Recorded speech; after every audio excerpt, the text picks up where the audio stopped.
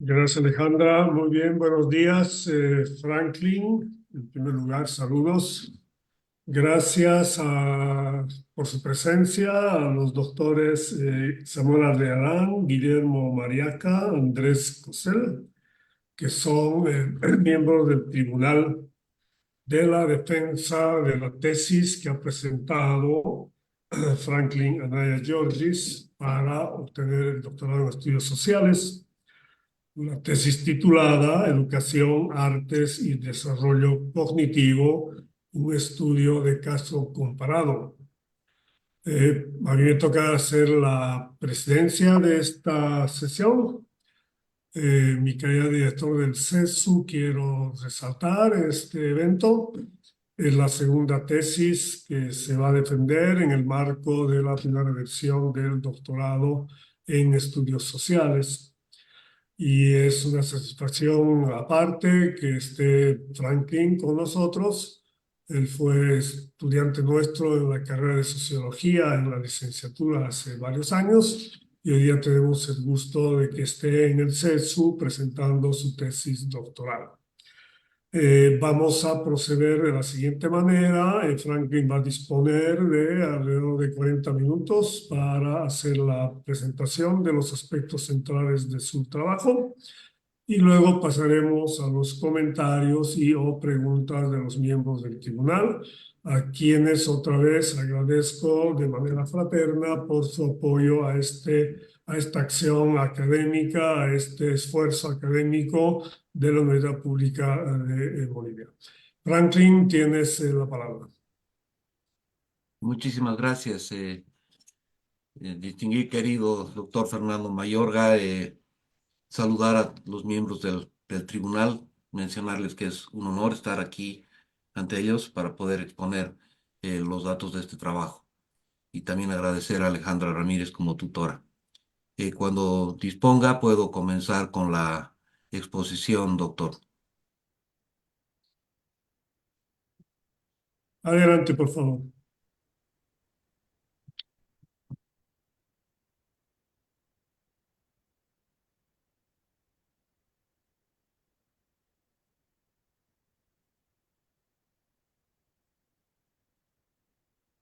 Bien, voy a poner el cronómetro para no, por favor. Muchísimas gracias nuevamente. Pero Y servirle, Frankie, con toda tranquilidad a la presentación. Dije 40 minutos como referencia, puede ser antes, puede ser un poco más, lo que te sea adecuado para que presentes de manera pertinente tu trabajo. Adelante. muchísimas gracias. El título de la tesis es Educación, Artes y Desarrollo Cognitivo y es un estudio de caso comparado. Es un trabajo que se ha planteado ciertas preguntas y que tienen las temáticas siguientes centrales del trabajo, que consisten en una discusión teórica en torno a las variables que se han tomado en cuenta, que son inteligencia, desarrollo cognitivo y educación formal y artes. El contexto educacional formal, y ya vamos a ver por qué, la unidad de análisis como fenómeno y como proyecto académico, el diseño metodológico del trabajo de campo, el análisis de los datos para después exponer las conclusiones y las recomendaciones, por lo que se ha exigido este proyecto, o han emergido las preguntas de tipo teóricas, que son las relaciones y la discusión teórica de la relación entre el desarrollo cognitivo, la educación y las artes, la educación, la política estatal como política estatal y las funciones de la educación. eh, y también preguntas acerca de cuál es el tipo de educación que ha predominado en Bolivia a lo largo de su historia desde su fundación como república.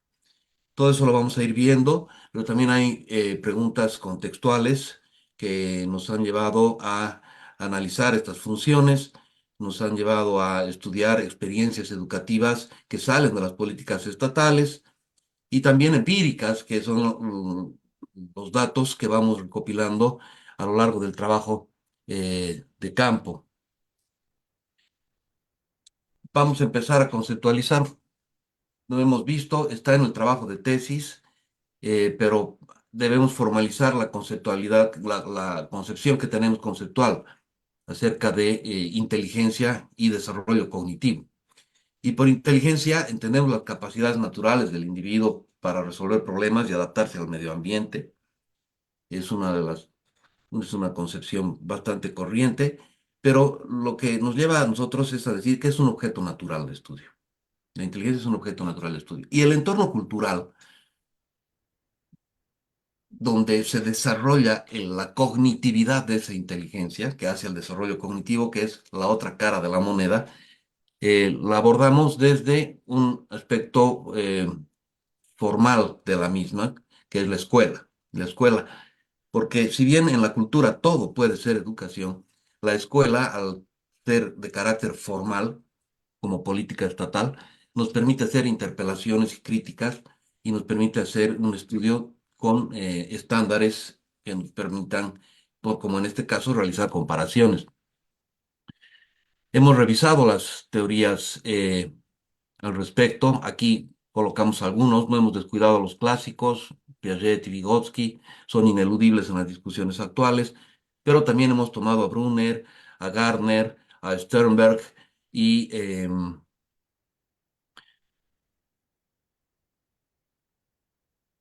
desarrollamos toda esta discusión en el cuerpo de la tesis. En torno a todo ello para poder eh, después encontrar la discusión actual del desarrollo cognitivo en torno a la relación que tengan con las artes. Es decir, ¿cómo puede ser, y esto aquí hace nuestra primera pregunta e hipótesis del trabajo, si es posible que las artes tengan una incidencia de plus en el desarrollo cognitivo de un individuo? Y nosotros hemos hecho el trabajo de estudio de la discusión actual en función de tres artes, que son la música, teatro y danza, porque son las que tocamos acá. Y estas las encontramos desde perspectivas que tienen que ver con el desarrollo sensomotriz, con la concentración y memoria, que son funciones de la inteligencia, pensamiento lógico-matemático, el pensamiento o inteligencia social emocional, que nosotros hemos tomado después para nuestra investigación en 8 variables que vamos a explicar más adelante, que son variables de la inteligencia emocional y social, autoestima, tolerancia, creatividad y resiliencia, y de la inteligencia formal, que son comprensión verbal, razonamiento lógico perceptivo, procesamiento y memoria de trabajo. Por el momento, volvemos a la educación para volver a hablar de este proceso que hace al ser humano. Es decir, esa cultura donde se transmiten conocimientos que no son un conocimiento de tipo genético, biológico, pero que permiten evolucionar de una manera distinta, que es en el ámbito de la dimensión cultural. Y en ella encontramos esa política educativa que llamamos formal y que hemos elegido para trabajar. En eso encontramos que esas funciones de las políticas educativas de los estados tienen, por mínimo común denominador, primero la reproducción ideológica, tanto del Estado como de sus instituciones, como también de las élites políticas que tienen el control del gobierno del Estado. Y por otra parte, se relaciona con la economía, es decir, el conocimiento y la tecnología, el acervo cultural. Se sistematiza, se guarda, se conoce, se tecnifica, y eso está relacionado con los contextos productivos de cada momento histórico en un determinado estado. El caso para nosotros va a ser Bolivia. La función cultural y del desarrollo cognitivo, sin embargo, que es la otra función de la educación, no está muy presente en las escuelas. Es más, es difícil seguirle rastro a esto. Hemos encontrado más de ello en proyectos educativos que son alternativos al proyecto de la política estatal, con cierta independencia, cierta autonomía de aquellas y que han desarrollado contextos educacionales, con sistemas educacionales que enriquecen ese contexto porque están centrados en el desarrollo cognitivo del individuo. Lo que estamos prácticamente acostumbrados a entender como la clase particular de nuestros hijos, ¿no? sale de vacación o tiene otro turno del día que no está ocupado y bueno, buscamos algún curso, o el ajedrez o la natación, bueno, que tiene que ver más con lo que el individuo desea también, ¿no? Entonces, eso, unificado a la educación, es difícil de encontrar. Mm, No hay muchas experiencias de esta naturaleza, no las hay. La que vamos a ver es un punto interesante por ello. Em, entonces, hemos analizado nosotros en Bolivia cuáles han sido estas funciones en el Estado boliviano de 1825 al 2025 y hay mucha documentación, están bien estructuradas. El ministerio tiene una historia de la educación boliviana que es una compilación de documentos que ha ayudado muchísimo, de una investigadora, Ricarda Arce. Me parece excelente, pero solo la nombran en el primer tomo. Los demás tomos figura el Ministerio de Educación como autor. Es genial, porque están todos los decretos, reglamentos, leyes, toda la educación en Bolivia del siglo XIX y el siglo XX. Y también hemos hecho investigación en el Archivo Nacional de Sucre y hemos podido encontrar los cortes, ¿no? Em, y también la cantidad de carga horaria que le ha dedicado el sistema educativo boliviano a las artes, que es igual a nada prácticamente. Pero vale la pena decir que durante el siglo XIX las artes eran entendidas como oficios y las artes bellas, artes, eran como algo estético, prácticamente para señoritas. Así está, además, con puño y letra, ¿no? De hecho, el Conservatorio de La Paz empezó como una escuela de música para señoritas.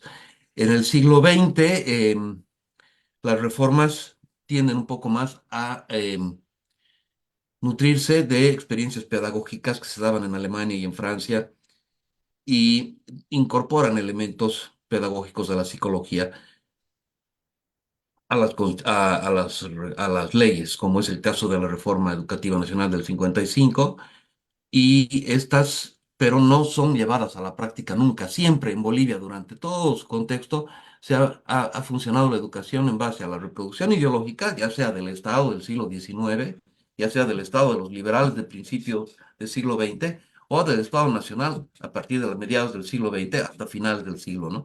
Siempre ha sido en función de eso y en función de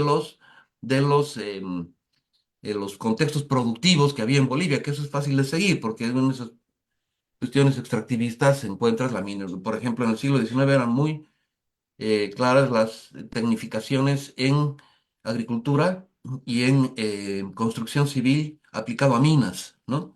Y esto se mantiene mucho hasta parte del siglo XX. A mediados del siglo XX trata de diversificarse más, pero no llega a profundizar en lo que podríamos decir se trata de políticas dirigidas a establecer un mejor desarrollo cognitivo de las personas, de reconocer en el individuo además algo ahí, ¿no? Sino simplemente reproducción ideológica y acomodación a los contextos socioproductivos.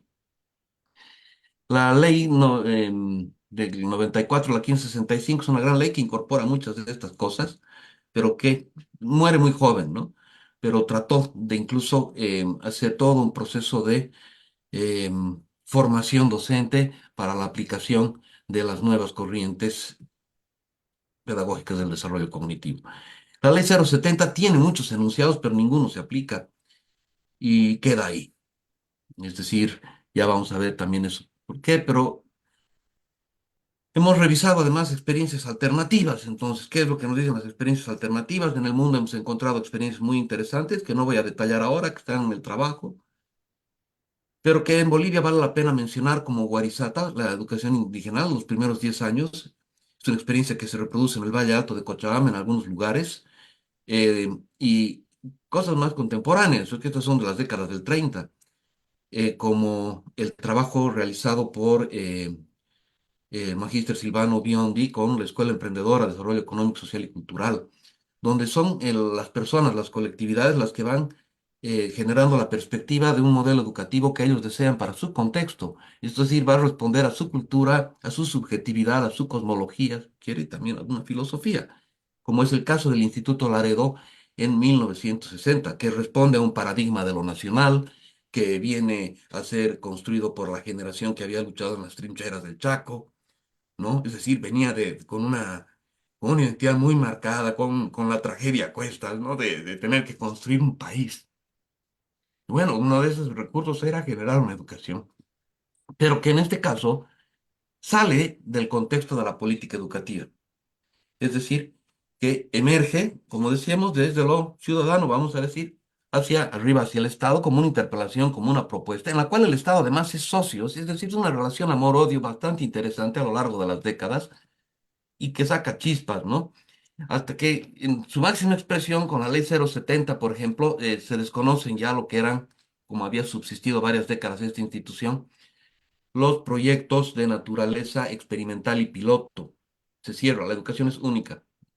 Y por lo menos la aplica así el ministerio. Creo que se podría aplicar de otra manera eso. ¿Y qué es lo que hizo el instituto? ¿Qué es lo que hicimos nosotros como institución? Esto ya es un poco ya la experiencia, fue apelar a otro recurso que hay, que existe en la Constitución, que es el patrimonio cultural.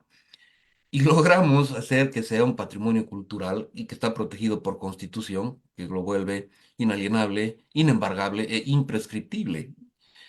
Y por eso, cada vez que el ministerio quería desarticular para igualar esa educación a una sola y única, rompiendo lo que vamos a ver que es el sistema integral y que es lo novedoso en este proyecto educativo, nosotros sacábamos la ley 123 del quebrado 2011, ¿no? Del 2011. Ahora, de esto vamos a hablar y vamos a profundizar al final, porque vienen datos duros y viene la explicación técnica y la enumeración de los resultados que hemos obtenido.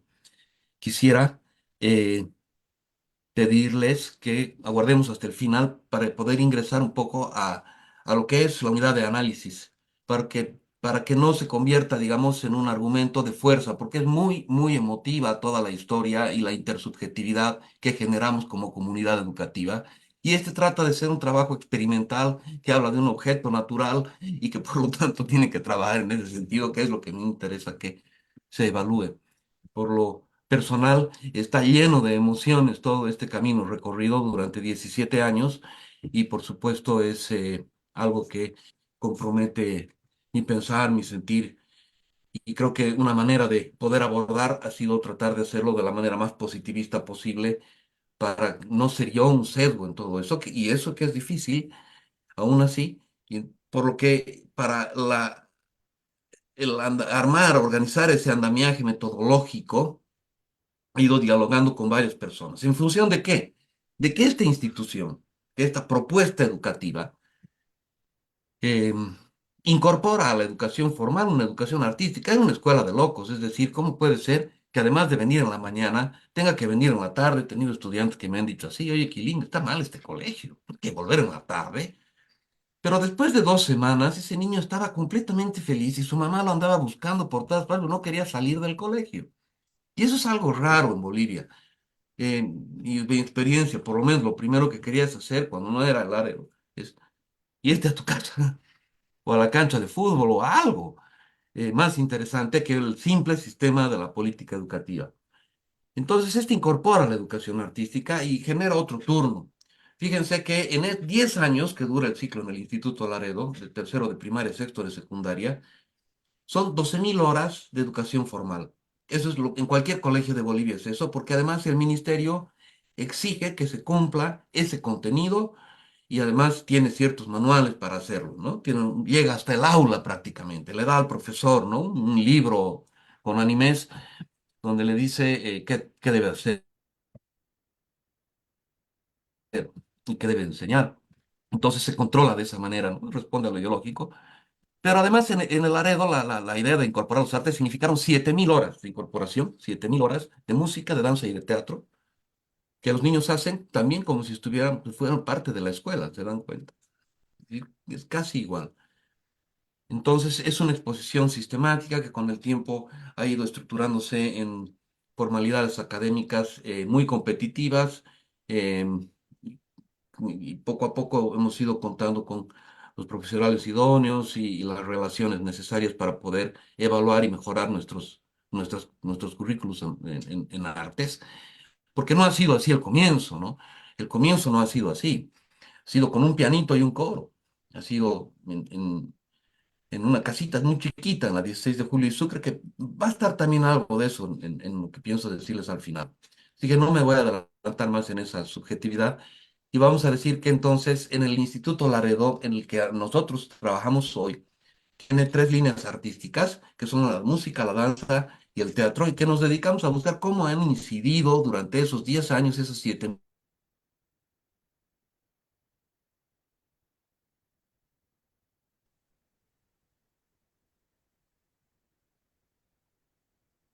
me he desconectado.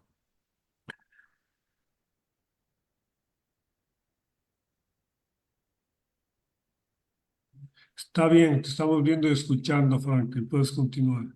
Muchas gracias.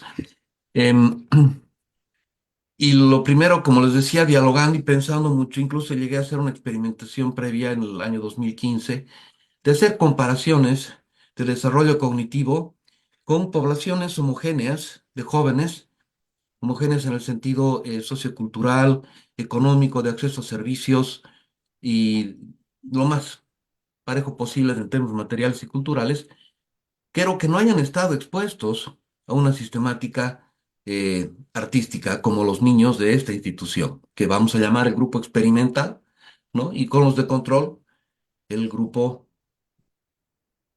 perdón, el grupo de control con jóvenes de otros institutos. La metodología de la investigación entonces se ha estructurado para ver qué datos tenemos que recolectar, con qué muestra vamos a trabajar, qué métodos vamos a utilizar para esa recolección y cómo vamos a interpretar y analizar esa información.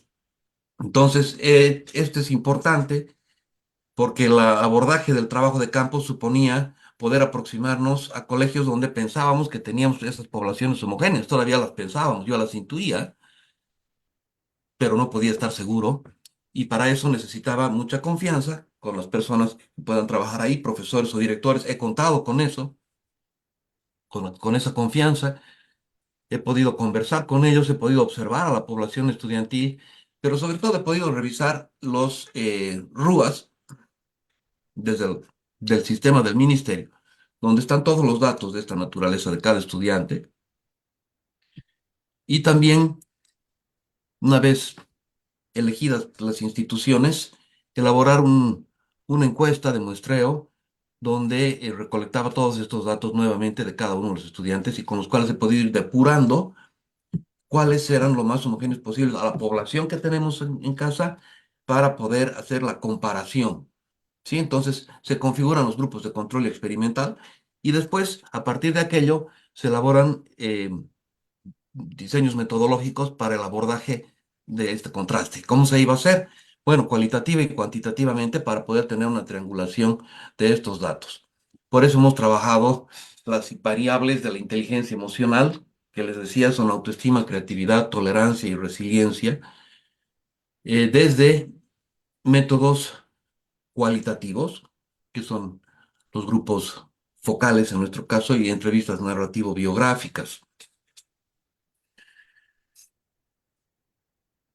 Y desde la metodología cuantitativa hemos utilizado em, una prueba psicométrica que es de la más exigente y la más estandarizada en el mundo. En Bolivia también se ha utilizado y está recomendada por el Ministerio de Educación, que es la prueba del Bachelor 4, que es muy compleja y exige mucha formación para poder tomarla. Yo he contado además con el apoyo de personas que les tengo un valor y un agradecimiento muy grande porque hemos podido formarnos en eso, es decir, estandarizar la manera de tomar los datos. Cada prueba requiere de 2 horas a 2 horas y media, puede ser tres, entonces ha requerido tiempo.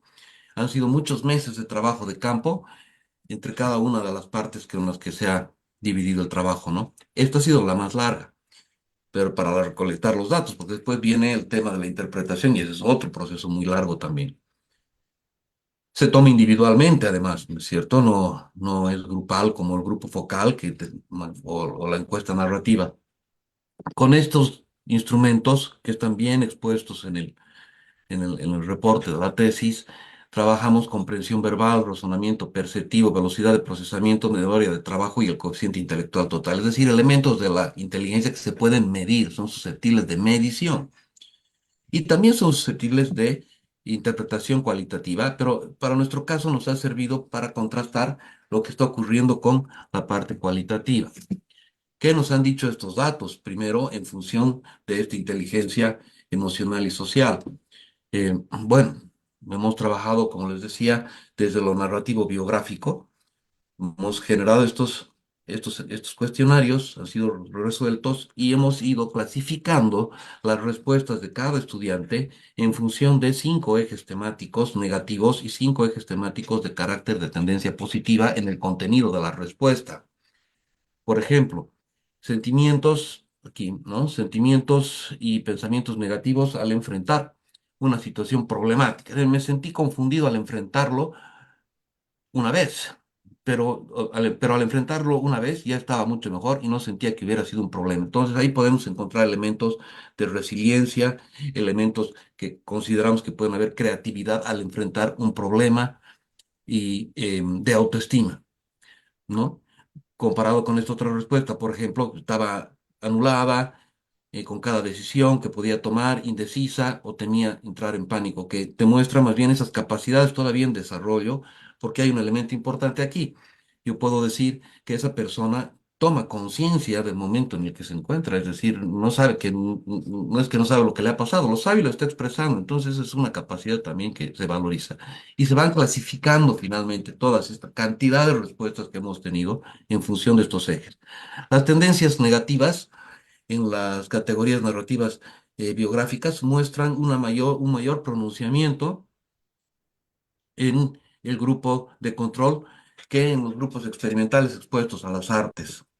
Hay un mejor manejo de la angustia, hay una mejor capacidad de relacionamiento social, hay una mayor confianza en la cuestión escénica y la relación con el otro. Todo esto se va clasificando en función de eso y bueno, están los 5 ejes ahí. Lo mismo para las tendencias positivas, ¿no? Los 5 ejes. Y el resultado donde también notamos que hay un mayor pronunciamiento en el sentido positivo de las respuestas en el grupo experimental. Se pronuncia más el grupo experimental que el grupo de control. También consideramos que las artes tienen un influjo en esto. Claro, en el grupo de control no es que no existan capacidades o respuestas de contenido positivo, las hay y muy bien estructuradas, jóvenes, muy inteligentes, pero en muchos casos en proceso de maduración, en muchos casos todavía con algunas dudas o subjetividades que nos permiten eh, clasificarlas de esta manera en la revisión de las respuestas, ¿no? Quiero decirles que los grupos de control, y aquí lo vamos a ver más claramente en los grupos focales, se componen por 6 colegios de prestigio y particulares de Cochabamba que nos han permitido trabajar y con los cuales hemos podido hacer el análisis. Por ejemplo, en este caso, que es los grupos focales, hemos trabajado 6 factores y hemos trabajado 5 ejes en los cuales hemos clasificado las respuestas. Está muy claro, ¿no? La sensación de escucha es una que he elegido como ejemplo. El grupo de control 1, 2, 3, 4, 5, 6. Y los grupos experimentales 1, 2, ¿no? Han trabajado como con la dinámica focal. Hay una que me gustó mucho. Eh, a ver, vamos a leer una de acá, del grupo 5. Algunos profesores nos suben la tarea a medianoche y aparte de eso los profesores. La mayoría de ellos no son muy flexibles, no te dan segundas oportunidades, no te escuchan. Sigue. Los profesores, otra persona, no solo no escuchan, sino que no dan ninguna otra oportunidad. Tenemos que rogar demasiado. El grupo experimental. No nos quedamos callados y no nos dejamos pisotear, dice. Y por esta parte, igual, porque tengo una buena relación con los profesores, directores, papás. Siento que no hay ese miedo de ahí está tu papá, o es el director, o es el quilín, yo, sino que toditos hablamos normalmente con todos como si fueran directores sin miedo. Creo que las artes son un vehículo extraordinario de relacionamiento entre las personas, es decir, lo pienso y creo que ahora lo estamos demostrando en estos matices que podemos encontrar. Dan realmente mucha solidez y confianza a la persona. Y además que en la interpretación, el arte nos interpela, nos está interpelando constantemente y es un fenómeno que compartes y dialogas con todos. Y en ese sentido estamos todos en el mismo plano, ¿no? A todos nos va a interpelar. Entonces, no hay unas diferenciaciones muy grandes. Es difícil discutir con un joven y hacerle creer en una autoridad cuando está leyendo las tragedias griegas, ¿no? De Esquilo, qué sé yo. Y los resultados que hemos tenido en cada uno de los ejes están expuestos aquí. El que veíamos en el ejemplo era la sensación de escucha y la, es, es siempre positiva hacia el lado experimental con un poco, en todos los casos, ¿no? En todos los casos hay un mayor pronunciamiento en el desarrollo que tiene que ver del grupo experimental, en el grupo de control. En el caso de escucha, hay mucha demanda, son jóvenes y eso está bien, ¿no? El caso de la escucha está aquí. Eh, en el grupo experimental hay menor percepción de escucha negativa, ¿no? Y un poquito mayor de escucha positiva, pero falta, ¿no? Falta, miren, son pocas las respuestas que hemos podido categorizar como esas. Con esto quiero pasar, esta es una muestra del trabajo que se ha realizado en ese término cualitativo para las variables de la inteligencia emocional.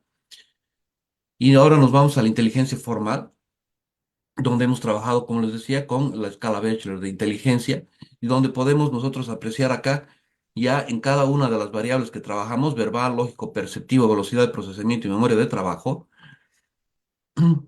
y finalmente un coeficiente intelectual total, un mayor desarrollo en el grupo experimental contra el promedio total, el promedio de los grupos de control, de los 6 grupos de control.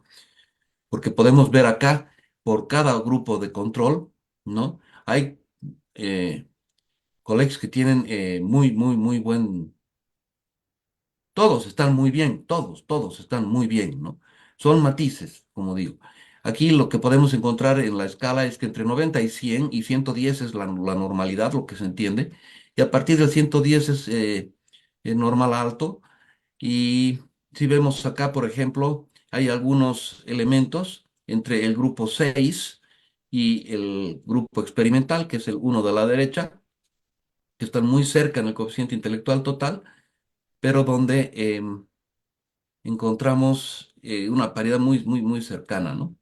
Y es porque este colegio, este grupo 6 es un colegio que también ha enriquecido su contexto con menor cantidad que el instituto, pero lo ha hecho con artes y con ciencias. Tiene unos programas científicos hermosos para los niños y los jóvenes en el jardín, con energía solar, con cosas.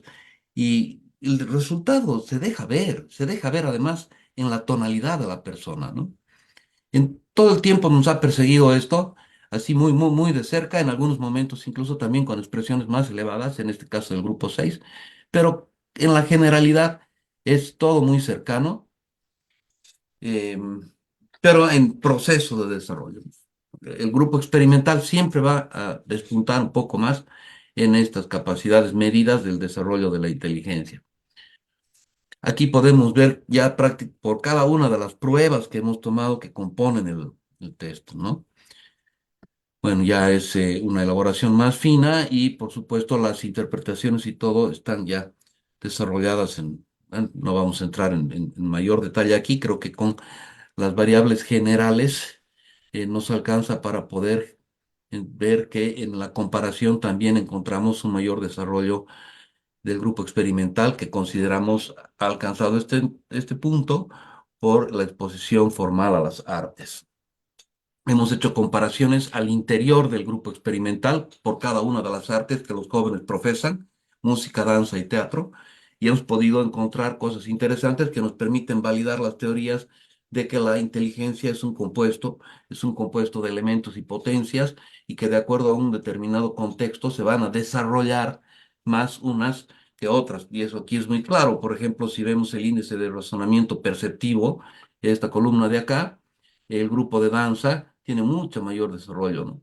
Eso es porque la danza desarrolla un- una, una psicomotricidad, pero además un cálculo visomotor espacial del lugar en que se está desarrollando. Pero además es narrativo, ¿no? Tiene que ver con capacidades de la inteligencia eh, formal de tipo lingüístico, ¿no? Está contando algo, una coreografía en cuerpo que se mueve en un espacio casi de memoria, lo hace sintiendo, conectando emociones con razones, con esa historia que está contando, ¿no?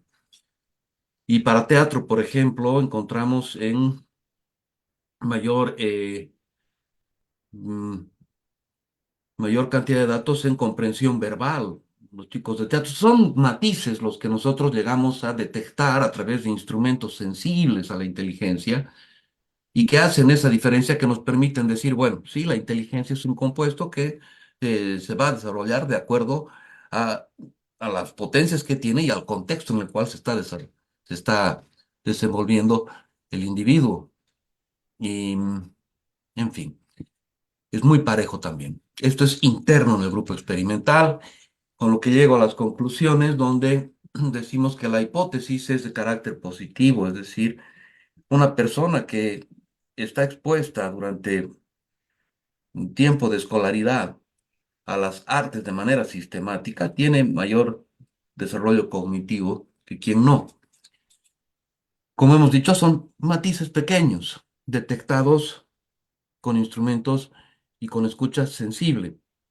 No se puede ver y decir, ni se trata de decir si hay alguien mejor o superior, no. Pero lo que sí detectamos es que hay un mayor desarrollo de las condiciones para, hay un mayor desarrollo cognitivo por las condiciones del contexto en el cual se desarrollan los estudiantes, ¿no?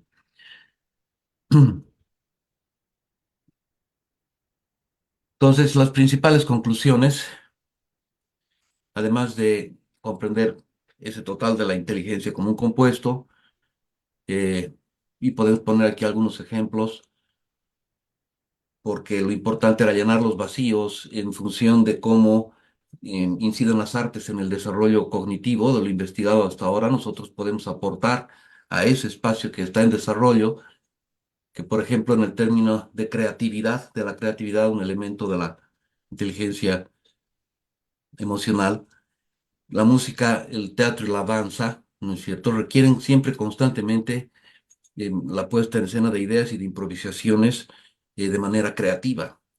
Requieren de la utilización de una imaginación, requieren un desarrollo de la seguridad personal y la autoestima.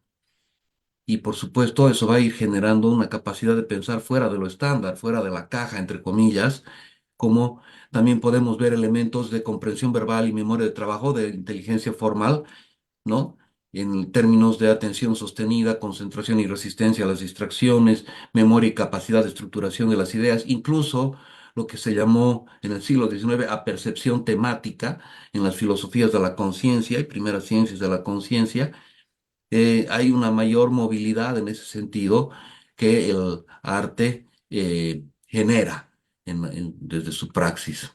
Pero no solamente eso, ¿no? También en tanto habilidades formales como la lógica matemática y la lingüística. El hecho de tocar un instrumento requiere una concentración de una partitura que tiene tonalidades expresadas en símbolos eh, y expresadas además con tiempos y velocidades en cada uno de los compases que va a componer una historia. Es decir, el pensamiento matemático está funcionando totalmente ahí y además que está interpretando una escritura simbólica.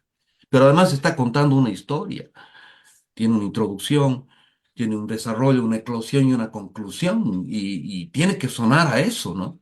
Tiene que sonar a eso, y además está desarrollando su psicomotricidad fina y visomotora. Entonces es muy completo. Siempre he pensado que cuando un profesor me dice, este estudiante está mal en matemáticas, lo primero que hago es ver qué hace. Y por ejemplo, si hace música, digo, y está muy bien en música, y digo, no, no puede ser que esté mal en matemáticas este joven.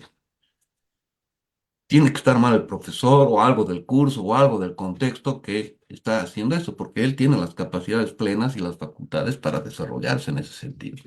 Entonces, la inteligencia tiene esos matices que nos han permitido la interpretación de estas conclusiones finales, de las cuales damos cuenta de unas cuantas, y con lo cual nos permitimos hacer una serie de recomendaciones eh, que para mí son centrales. Una de ellas es la refundación del sistema educativo, dadas las calidades, las cualidades que tenemos, es necesario romper con la desburocratización y la centralización en el Ministerio de Educación, así como con el monopolio normalista de la función que se ejerce en la educación. Y hay que empoderar a la gente, a las comunidades, y que puedan ellas decidir qué entender por educación y llevar adelante sus procesos. Soy un militante de eso. El Estado tiene que tener una participación mínima en ello. Es importante poner el acento en lo humano, hoy más que nunca, y este es un ejemplo de ello. Y a propósito de todo esto, y decir todas las limitantes que hemos tenido, porque hay que hacer estudios con otro tipo de artes, con otro tipo de actividades que requieren. El campo es vastísimo. Esto espera ser un pequeño aporte que permita, sobre todo a esta institución, demostrar que hay una prueba científica de que las artes son buenas, de que esto está bien y que el ministerio pueda comprender y reglamentar finalmente algo para que estos puedan funcionar, que estos locos puedan funcionar de una manera tranquila, porque todo el tiempo es un combate burocrático constante, duro y difícil. Y aquí viene mi argumento emotivo o de fuerza, pero es simplemente para poder profundizar y colorear, realmente es necesario, porque hay mucha emocionalidad en todo esto, que expresa mucho los principios institucionales, pero que al mismo tiempo, este videíto que quiero ponerles, con esto cerramos, quizás una cosita más, si se me permite. Se hizo el 2022 en función de un tránsito de una discusión muy dura con el ministerio, ¿no? Así que el video tiene un tono proselitista para la institución, ¿no? Muestra las cosas muy positivas, pero como toda comunidad humana, tenemos cotidianamente esos problemas y pasan las cosas que pasan en todas partes. No hay nada especial, excepto que ese contexto ha generado una fenomenología que nos permite ser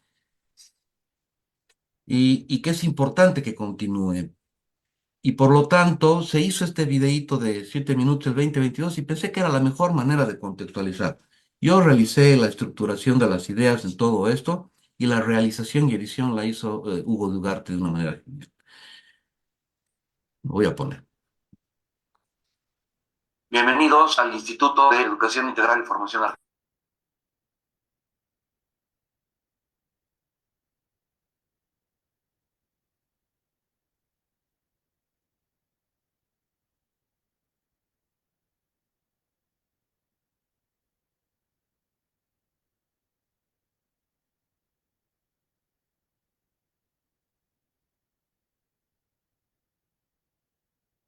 Humanas y sociales.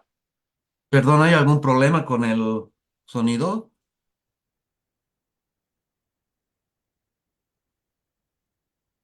Ah, ya, perfecto. 60 por intelectuales interesados en plantear otro modelo educativo y enriquecer las políticas educativas existentes por entonces. Ello consistió en incorporar las artes, hoy en día ampliamente desarrolladas con estructuras académicas consistentes y sistematizadas en su experiencia pedagógica, de la música, la danza y el teatro, a las ciencias exactas, humanas y sociales. Podemos decir que tenemos en Cochabamba un proyecto educativo boliviano, fruto de nuestra experiencia, que se ha adelantado además a lo que hoy en día son las recomendaciones fundamentales de la UNESCO para la educación. Incluir las artes como una variable sustancial e importante en el desarrollo cognitivo y del ser de nuestra niñez y juventud para aportar intelectuales consistentes, capaces de poder sintetizar y comprender la realidad pluricultural en la que nos encontramos.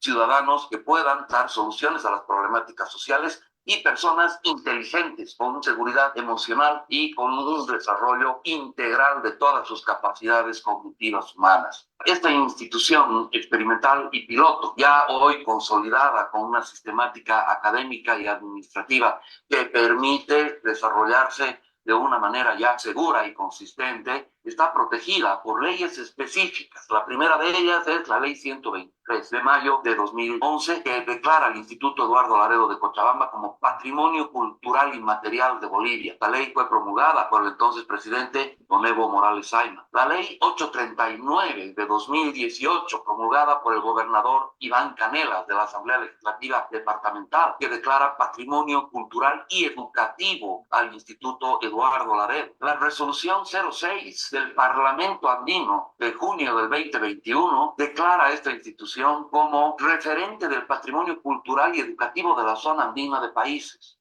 Esta es una joya que Bolivia tiene para presumir ante el mundo, porque hemos adelantado con muchas décadas a los modelos educativos que hoy se persiguen en los países más desarrollados del mundo. Bolivia ya tiene esta experiencia, ya la ha sistematizado y se la ha protegido con leyes específicas que no permiten justamente que ante cualquier vicisitud o política general educativa se desestructure el sistema académico y administrativa de esta institución patrimonial de Bolivia. De este modo, la resolución 1004 desestructura por completo el fundamento administrativo y académico de la institución, que son los argumentos de los antecedentes para las declaratorias patrimoniales y preservación de este sistema educativo. Es decir, se pone en serio riesgo no solamente el tema del régimen estudiantil, el tema de las cargas horarias y las estructuras académico-curriculares de la institución, que es lo que hacen como núcleo esencial a esta sistemática educativa boliviana, sino que también restringe en muchos sentidos administrativos para su acción a la institución. El patrimonio cultural debe protegerse, debe desarrollarse. Pensamos que el Instituto Eduardo Laredo ha conseguido posicionarse en una vanguardia educativa en América Latina y el mundo como una bandera importante que Bolivia puede presumir en el concierto de la necesidad de una de las actividades más importantes del ser humano, la educación. En octubre del 2021 tenemos el honor de recibir a don Luis Arce Catacora, presidente constitucional del Estado Plurinacional de Bolivia, en Cochabamba, en ambientes del Instituto Eduardo Laredo. El señor presidente ha tenido la virtud de venir y conversar con los estudiantes del Instituto Eduardo Laredo, con los profesores y con los directivos. Ha pronunciado un discurso que ha sido difundido internacionalmente y que nosotros albergamos siempre en las palabras del señor presidente, que debemos seguir trabajando para desarrollar este proyecto educativo y consolidarlo aún más, más allá. Nos hizo entrega de la resolución 06 del Parlamento Andino, que declara patrimonio cultural y educativo de la zona andina de países a esta institución cochabambina. Es importante para nuestro país tener este referente educativo que un día, espero que no muy lejano, sea la reforma de la política educativa para que se beneficien niños y niñas y la juventud en todas las dimensiones y en todos los rincones de nuestra amada Bolivia.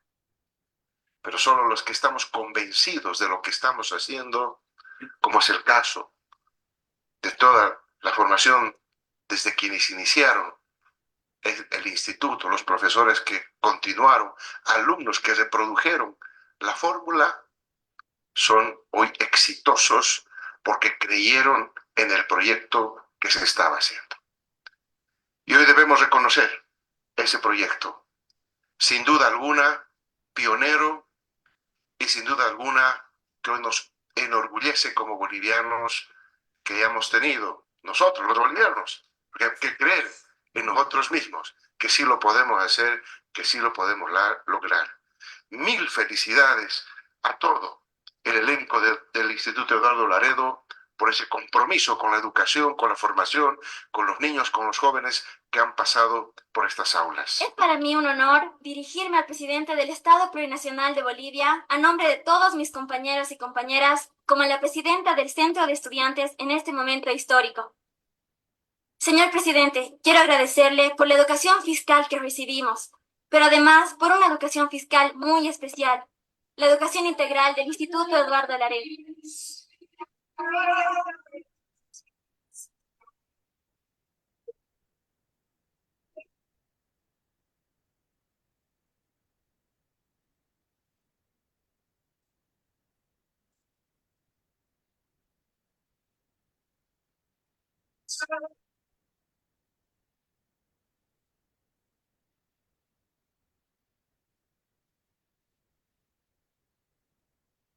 Se ha cortado el audio.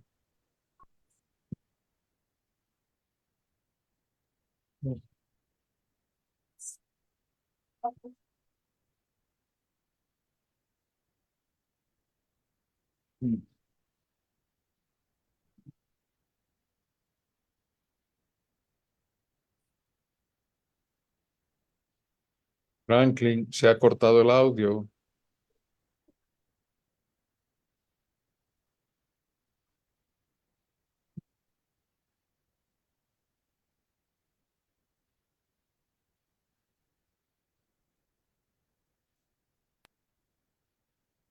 Está bien, Franklin, déjalo correr y vamos a iniciar la ronda de Simplemente, preguntas y comentarios, ¿sí? Bueno, vamos a pasar a la siguiente etapa que corresponde a la formulación de comentarios, observaciones y preguntas de parte de los miembros del tribunal. Voy a ceder la Fernando, palabra al doctor Guillermo Mariaca. Adelante. Fernando, te cuento que creo que se ha cortado la comunicación de Franklin, no está en sala, No voy está a en tratar de pantalla, averiguar. vamos a esperar que se conecte.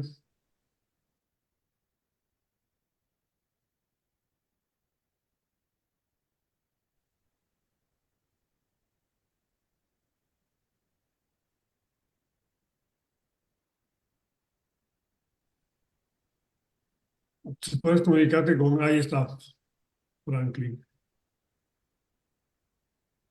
gracias, mil disculpas. Para cerrar, simplemente. No te preocupes, vamos a pasar a la fase siguiente, la defensa de tesis, que corresponde a la formulación de comentarios, observaciones y o preguntas por parte de los miembros del tribunal.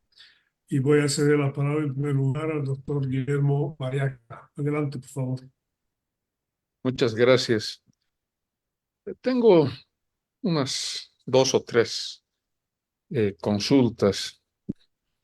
Tengo la impresión que no es gratuita, por supuesto, está avalada por algunas mediciones de calidad educativa que se han hecho en el país, que esas 12.000 horas eh, no son, no son precisamente de buena calidad.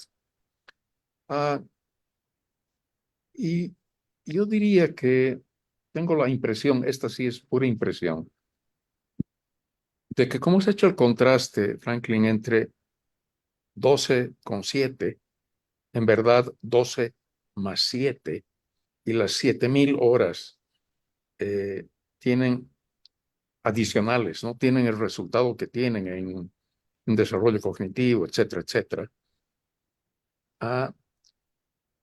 ¿Qué opinarías? ¿Qué crees que sucede o que sucedería si esas 12.000 horas se convirtieran en las 7.000 de artes o 5.000 de artes más 5.000 de ciencias y unas 3.000 de otras cosas en la escuela formal?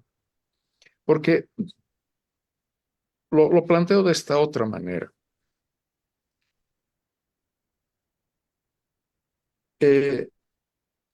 Creo que las 12.000 horas son un freno, no cualquier cosa, ¿no? Un freno, un impedimento al desarrollo cognitivo de los estudiantes en Bolivia. Y la razón de esto, el argumento para hacer esta afirmación, radica en las mediciones de calidad que se han hecho y ahora, más todavía, con lo que tú has hecho al contrastar las 7.000 horas con las 12.000, lo que el valor agregado de las 7.000 a las 12.000. Tengo la impresión de que si las 12.000 estuvieran formuladas de otra manera, radicalmente de otra manera, las 7.000 tendrían muchísimo más valor agregado que el que tienen ahora. ¿Qué opinas entonces de que esas 12.000 sean un freno en verdad? Gracias, doctor Moriaca. Opino que tiene usted toda la razón. Estamos hablando, pero en este caso, bueno, ahí depende mucho también de la subjetividad del docente en aula, ¿no? Pero generalmente con los contenidos y manuales que va estructurando el ministerio, que además son estereotipados. La última vez hubo el escándalo de los libros con dibujos de animes que habían plagiado, y yo mismo revisé varios de los libros del ministerio y tenían textos plagiados de internet de la manera más burda para las temáticas, y son consultores que han cobrado por eso, doctor. Es decir, nadie está vigilando la calidad con que nos llegan los contenidos, nadie está vigilando las sistemáticas que se dan en aula. La formación docente es muy deficiente. Hay docentes de cuadernito con apunte, con colores, ¿no? Y que con el mismo cuadernito están años, están enseñando contenidos que, es decir, de la propia historia constitutiva boliviana, que quizás distorsionan mucho. Yo pienso que no terminamos de salir del sistema político de la reproducción para el dominio en el sistema educativo nacional. Comparto en que si se mejorara la calidad de esa hora académica que ya está pagada por el Estado en la educación formal, por supuesto que las horas académicas de la educación artística serían de mucha más valía en el desarrollo cognitivo de una persona. En contraste a la educación académica humanística, en la educación artística cuentas con personas que están en constante formación, que están revisando sus contenidos, que están poniendo en escena esos contenidos constantemente, y que por lo tanto generan una fenomenología muy distinta, individual y grupalmente, con los estudiantes, tanto de primaria como de secundaria. Entonces, ahí está todo el efecto que podemos ver. Quizás es verdad, es un lastre, lamentablemente, mucho de la educación formal. Seguro que hay excelentes docentes, los conozco, y seguro que hay muchas cosas que se pueden rescatar, pero en la generalidad creo que si hay datos de evaluación sobre educación boliviana, no van a dar buenos resultados. Gracias, doctor. Espero poder. Gracias. Una otra consulta. Debo mencionar, sin embargo, que hay algunos datos, ¿no? 2017, 18, no sé, el BID hizo un estudio, el BID, ¿no? No voy a mencionar los otros que son más terribles. El resultado del trabajo del BID fue únicamente comprensión lectora, únicamente en las 3 ciudades del eje, y el resultado fue que el 24% de profesionales del país no pasaba del nivel 1 de comprensión lectora. Entonces, y otros trabajos. Yo estoy seguro que la calidad educativa es realmente muy mala, ¿no? ¿Qué hubiera sucedido? ¿Cuál es tu impresión, tu sensación, si la comparación lo hubieses hecho con otros colegios fiscales y no con esos colegios privados? Mm, Gracias, no hubiera sido. Quiero comentar una anécdota para presentar ciertos elementos de índices de calidad educativa. El ministerio a veces ha entrado al Instituto Laredo, nos ha dicho ustedes, aquí vamos a evaluar, y eso ha mandado, y no estoy seguro si estaban tan bien. Y para a su respuesta, la calidad educativa en las escuelas fiscales es deplorable, doctor, en todo sentido. Tienes tres, cuatro colegios en una sola infraestructura, y sabes, los estudiantes son de lo más lindo, ¿no? Ese corazón que tienen, cómo van, mantienen limpio, cuidan, tienen un bañito para 800 estudiantes. Esa es la realidad que tenemos en infraestructura. Y si a eso sumamos la baja calidad de los contenidos y el deseable, la falta deseada de formación docente, porque puede mejorarse mucho más, creo que los resultados son catastróficos. Entonces, está muy mal. Um, una más en esta onda y una última después para exponer un otro asunto. Um, a ver, solamente Bolivia y México tenemos formación normalista, ¿no? En gran parte del mundo, la formación del docente es liberal y se ingresa al servicio a través de exámenes de competencia. Entonces, yo tengo esta vez una sensación más formada, digamos, de que una de las causas centrales de la muy mala calidad educativa que tenemos en Bolivia es precisamente la formación docente. Es decir, desde siempre es el Estado el causante de la mala calidad educativa. Y ahora resulta que no tenemos profesores, ¿no? Formados, realmente formados, ¿no? En artes. ¿Cómo han resuelto ustedes esto? No hay, es un drama. Para la parte de humanidades, es luchar cada vez que sale un nombramiento para poder conseguir la persona más idónea, pero generalmente el que manda es el sindicato.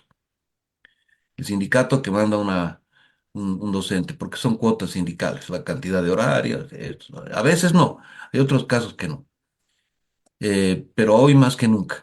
Años atrás, hace 10 años, hace 15 años atrás, todavía se podía pechar un poquito para poder encontrar el mejor docente que tú considerabas, proponer a alguien, pero ahora casi no. En las compulsas predomina el ejercicio de la federación, porque además de ser normalista la educación, son sindicatos federados que controlan no solamente la función normalista, sino la función del Ministerio de Educación, son juez y parte. Eso está pasando.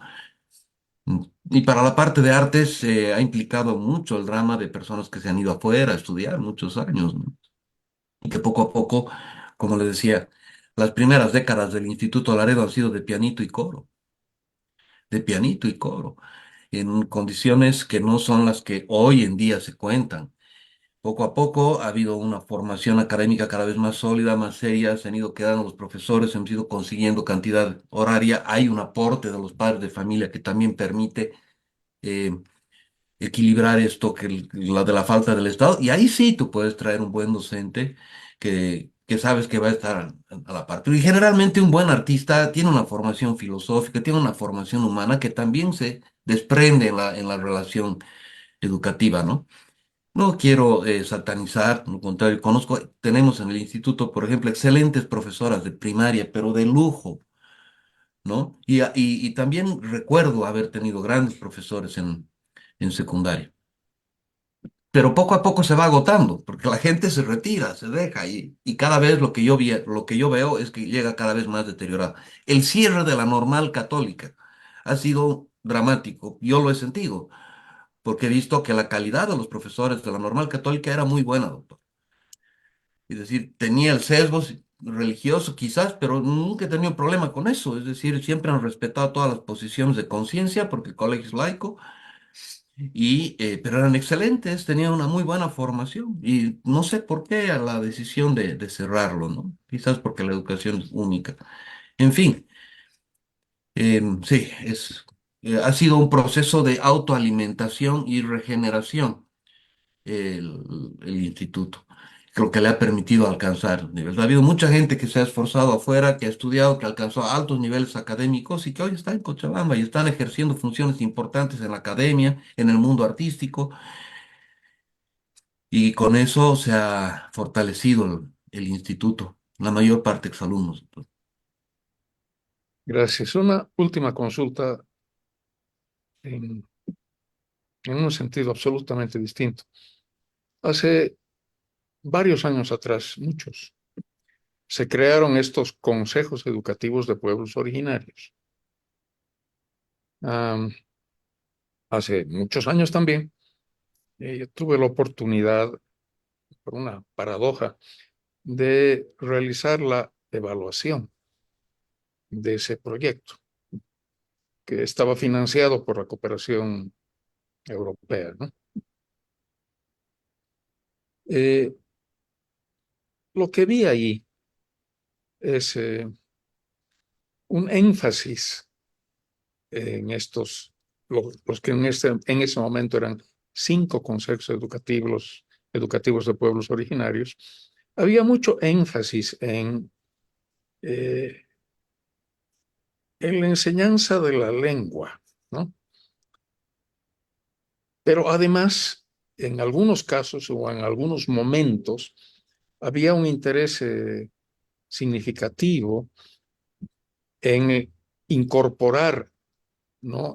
Contenidos, llamémoslos así, contenidos a esas escuelas, contenidos de tradición oral, por ejemplo, contenidos, bueno, es ese tipo de cosas, salud, ¿no? Ahora, el resultado, educativamente hablando, no era precisamente muy bueno, pero el resultado de autoestima en esos colegios con eh, muy malas condiciones era paradójico. O sea, eh, había una alta autoestima a pesar de que los profesores, el mismo sistema, los mismos consejos de pueblos originarios reconocían que la calidad educativa era peor que en un colegio fiscal rural, ¿no? Eh, ¿qué qué idea podría generarte esto? Eh, Porque el Laredo es en artes, ¿no? Es un colegio particularmente occidental. Ah, ¿qué pasaría si, ah, te menciono un detalle, un dato?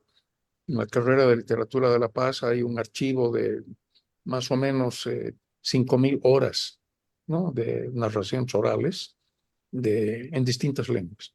Eso nunca se ha sistematizado, está ahí, ¿no? Hay publicaciones, pero es solo eso. ¿Qué pensarías tú? ¿Cómo se puede eh, combinar el, la educación formal, inclusive una educación formal cuya cantidad de horas sea, esté dedicada de manera significativa a las artes, a las ciencias, a la educación ambiental, ¿no? Todo eso con ese otro núcleo que tenemos de pueblos originarios que están enormemente debilitados, pero que han tenido esta larga experiencia de consejos educativos. ¿Qué crees que yo sé que es especulación en este momento, pero cómo crees que se podría combinar, hacer dialogar estos dos mundos? Y pienso que se pueden generar, tienen que generarse plataformas de interacción. El problema es que la estructura educativa, primero el tema de la oralidad es sumamente importante. Cada niño tendría que tener el derecho, tiene el derecho, pero debería tener la asistencia de un profesor en su lengua materna, ¿no? En su lengua uno. Eso ya lo sabemos y eso ya se hizo en Guarizate en los años 30. Estaba en la Reforma 1565 del 94 y en la 070 del 2010. Va de bilingüe a plurilingüe, pero no hay nada. Entiendo que han estado investigando algo al respecto. No conozco los resultados de eso. Pero lo que quiero decir es que la tendencia administrativa en el ministerio ha sido cada vez ensimismarse, ensimismarse, todo es centralizarse, ¿no? Los SEDUCAS, que eran servicios departamentales de educación, ahora han vuelto a ser otra vez, o sea, el servicio departamental de educación ya no es servicio departamental de educación, ahora se llaman, em, bueno, algo, pero ya no está en función de la línea de la gobernación o del municipio como debería ser. Todo se ha centralizado en La Paz, todo el poder está en La Paz. Eso se ha ido notando cada vez con más fuerza en el último tiempo. Pienso que las artes son un escenario sumamente interesante para poder hacer articulaciones, por ejemplo, con las experiencias que podríamos contar de los consejos indígenas, sobre todo en el oriente. Hemos tenido algunas experiencias, por ejemplo, en la Chiquitanía, hemos tenido interrelación con aquello. Hemos participado de bienales infantiles de difusión de derechos de la niñez que se hace en Santa Cruz, que las hace el doctor Guillermo Dávalos, y hemos visto que es posible a través de las artes, de todo tipo de expresión, hacer que los jóvenes se interrelacionen y finalmente vayan construyendo una sustancia fenoménica conjunta, ¿no? Que permita reconocerse. Creo que es un vehículo muy importante. Y yo creo que la tradición oral, además, es sumamente es muy íntima con es una parte de lo escénico necesario, ¿no? Entonces pienso que se pueden generar, deberían generarse y promoverse espacios, si me pregunta como consultor, deberíamos generar espacios para promover la interacción de las experiencias, enriquecer nuestros contextos y em, generar objetivos y solicitudes conjuntos, ¿no? Pero eso pasa por una descentralización del ministerio, por generar hay que apartar un poco al Estado de todo esto. Eso es lo que pienso y entiendo, doctor. Gracias. Pero un detallito nomás. ¿Qué opinión te merece PISA versus WISE, WISE 4? Bueno, el BAIS es una prueba estandarizada en Latinoamérica, en algunos países. En La Paz se ha estandarizado para niños, el WISC. Lo hemos aplicado nosotros y controlamos, digamos, toda la variable ideológica que pueda contener, que es lo que temen de la PISA. A mí PISA me parece necesario, porque fuera de cualquier cosa, sea imperialista o no, es un referente que me va a decir algo. Otra cosa es que yo haga caso o no, está bien, podemos decir que hay cierta legitimidad en una posición política que se pueda tener, pero me parece a mí que a mí me parece una excelente prueba y me parece sumamente importante que se permita el ingreso de las pruebas PISA en el país. Es más Gracias, complejo. Sí, no de nada. gracias. No tengo más consultas. Agradecemos al doctor Guillermo Mariaca y continuamos con la ronda de preguntas, observaciones, comentarios y cedo la palabra al doctor Samuel Arriarán. Adelante, por favor.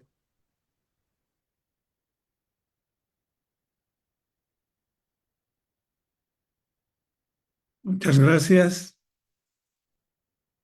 Primeramente, desearía referirme de un modo muy general a algunos puntos de la tesis, como el objeto, la hipótesis, el marco teórico y la metodología.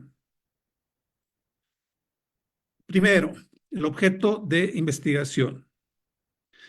Creo que el objeto de investigación está bien delimitado. Se trata de los beneficios de la educación artística en el Instituto Laredo de la ciudad de Cochabamba, Bolivia. Dos, la hipótesis. Franklin Anaya utiliza a lo largo de su tesis argumentos para demostrar que el arte no se reduce a entretenimiento o a un conjunto de materias secundarias en el currículum escolar. El arte contribuye a una educación humanista integral. El Instituto Laredo, en comparación a otras escuelas en Bolivia, demuestra que la educación a través de las artes, principalmente la música, la danza y el teatro, promueve una formación humanista integral. El principal acuerdo que tengo con Franklin es con la importancia que le atribuye a la educación artística para el desarrollo cognitivo de los estudiantes. Me parece plausible su hipótesis de que se trata de un enfoque necesario para percibir e interactuar con el entorno social, ya que hace posible una mayor capacidad de observación y concentración intelectual, además de otras importantes cualidades como las siguientes: un mayor incremento de la experiencia sensorial e imaginativa, una sensibilidad más aguda, un mayor desarrollo de las emociones, sentimientos y pasiones, un fomento de la creatividad individual y social, creatividad que también incluye, como afirma Adolfo Sánchez Vázquez, la construcción de una nueva realidad y una mejor capacidad para dar significados a las experiencias cotidianas a través de los símbolos. El paradigma de la educación como desarrollo cognitivo incluye formas de conocimiento que no se reducen a la percepción intelectual y a la interacción con el entorno social. Las artes son otros modos o formas de conocimiento, además del intelecto, y que permiten la configuración de símbolos y percepciones no necesariamente racionales. La tesis se concentra más en las habilidades y destrezas cognitivas que derivan en la formación de una conciencia social crítica. Comparto este énfasis en la formación crítica como conciencia ética colectiva, porque en la situación actual de la educación en los países latinoamericanos, necesitamos un concepto del trabajo educativo como parte fundamental de una lucha contra la hegemonía. Franklin coincide conmigo cuando en la página 14 de su tesis hace una referencia a uno de mis libros, donde he propuesto que antes que nada habría que redefinir el concepto de política como república a partir de la precisión conceptual de Norberto Bobbio sobre Maquiavelo, algo relacionado con el surgimiento histórico del Estado moderno como producto de la voluntad popular. Así redefinido el concepto de política, hay que ver entonces cómo se desarrolla la relación entre gobernantes y gobernados en el terreno educativo. Para la perspectiva gramsciana, la educación no se restringe a la educación escolarizada, sino que abarca a la familia, a las organizaciones culturales y religiosas, además de los medios de comunicación. La política educativa se refiere entonces no solo a la acción gubernamental, sino también al conjunto de las acciones que surgen de la sociedad civil en busca de la transformación social. 3. Marco teórico. Para fundamentar su objeto y sus hipótesis de investigación, Franklin Anaya se ha basado en el paradigma de la educación como desarrollo cognitivo, un paradigma que tiene su origen en algunas teorías educativas clásicas, como la paideia griega, y las modernas, como la de Piaget, Vygotsky, Howard Harder, Jerome Brunner y otros, con lo que demuestra que son vigentes en la medida en que constituyen orientaciones fundamentales para la transformación de la educación en una perspectiva acorde con las necesidades de la sociedad boliviana. Haciendo un análisis histórico de la educación en Bolivia a lo largo de su existencia, advierte que no ha habido experiencias similares a la del Instituto Laredo, razón por la que concluye afirmando que puede ser un modelo para impulsar el desarrollo y fortalecimiento de todo el sistema educativo nacional. Y justamente por su fuerte énfasis en la formación artística, un primer mérito de la tesis de Franklin Anaya es resaltar el hecho de que el Instituto Laredo no solo se ha ganado su lugar entre las mejores escuelas de Bolivia, sino de América Latina. 4. La metodología. La metodología está bien aplicada en cuanto hace una comparación entre grupos escolares sobre aspectos concretos como sus capacidades cognitivas, intelectuales y emocionales.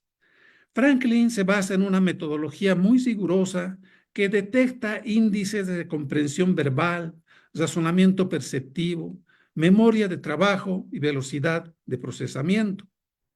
Las encuestas que aplicó en 6 colegios de Cochabamba demuestran que los alumnos del Instituto Laredo presentan determinadas cualidades como una mayor resistencia a la adversidad, un mejor manejo de situaciones de estrés y una disposición a resolver positivamente los conflictos de tipo escolar, familiar y social.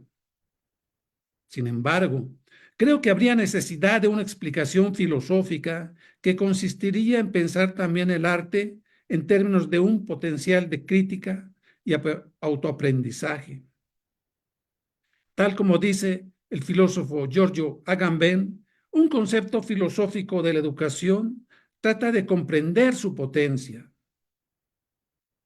Un bello ejemplo es que, aunque no todos podemos tocar el piano como Glenn Gould, cualquiera tiene la potencia, según la distinción de Aristóteles, que afirmaba que no hay una sola realidad, la del acto, que es visible, sino que existe también otra realidad de la potencia que no es visible, pero que es más determinante desde el punto de vista ontológico, es decir, de nuestros deseos y anhelos más profundos. Ciertamente hay en la tesis más referencias a la primera realidad, por lo que se justifica en forma suficiente acudir a la metodología cuantitativa, pero Franklin está de acuerdo que ella puede complementarse con procedimientos interpretativos hermenéuticos que no vienen tanto de la realidad visible, sino de la subjetividad de los estudiantes, que no vemos, pero que existe. Una prueba de que valora la subjetividad es que tomó en cuenta la experiencia del grupo B cuadro, experiencia que equivale a un gran sueño de juventud o a una utopía estética, pero que sigue despertando curiosidad e interés en las nuevas generaciones de Laredo. O sea que Franklin no niega en su tesis el hecho de poder incluir experiencias personales apoyadas en historias de vida, como los relatos que construyen la identidad personal y social, según la hermenéutica de Paul Ricoeur. Si me permiten en este punto, para ejemplificar esta hermenéutica, haré una referencia a mi caso personal, ya que también fui alumno del Instituto Laredo.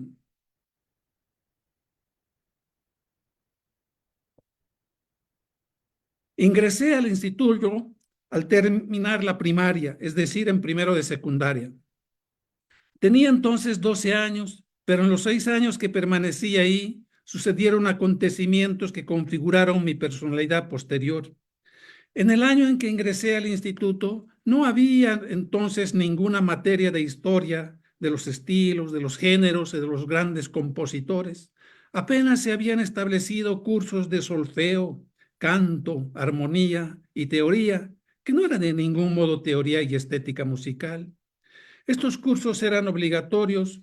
Después, cada alumno podía elegir su instrumento y recibir clases particulares con algún especialista. En los años 60, el instituto nos ofrecía una formación musical a través de cursos, pero además nos motivaba también a interesarnos por conocer y oír las obras musicales fuera de la escuela. Fue así cuando formamos el grupo B cuadro con Ronald Martínez y Gonzalo Canedo, que además de dedicarnos a experimentar y revolucionar la pintura y las artes plásticas, nos poníamos a escuchar a Bach, Beethoven, Mozart, Tchaikovsky o Wagner.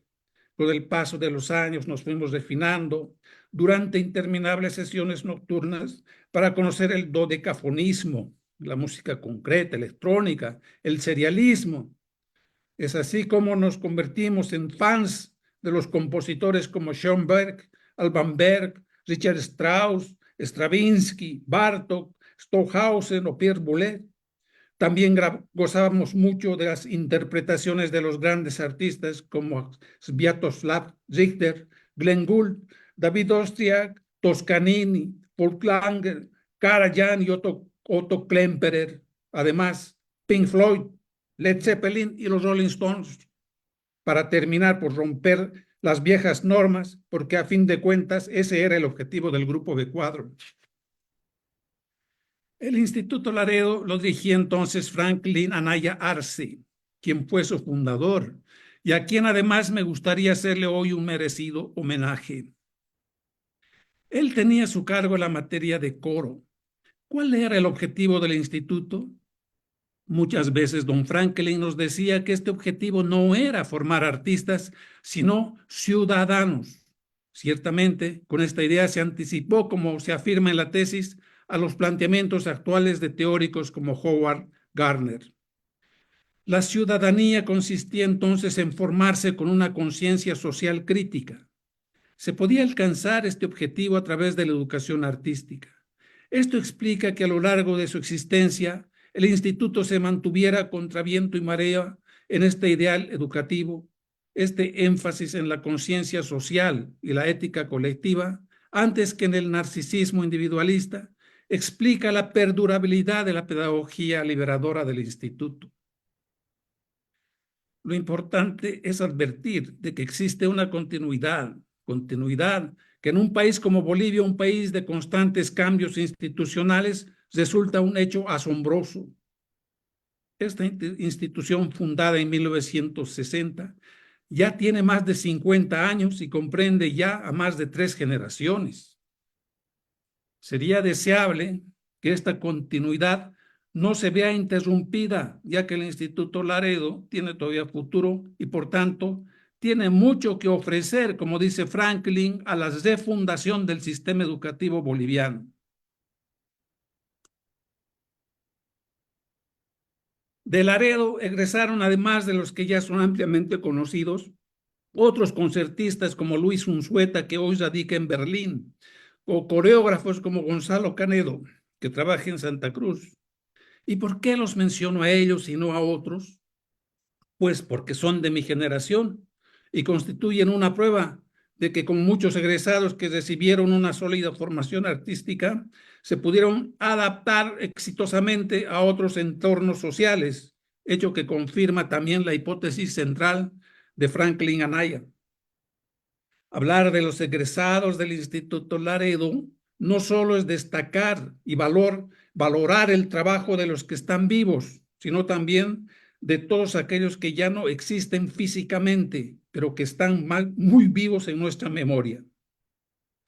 Por eso es justo recordar y hacer memoria de Ronald Martínez, de Dolly Rufino, muchos alumnos de gran talento, pero que fallecieron prematuramente y que, por cierto, no deben faltar en ninguna tesis sobre el Instituto Laredo.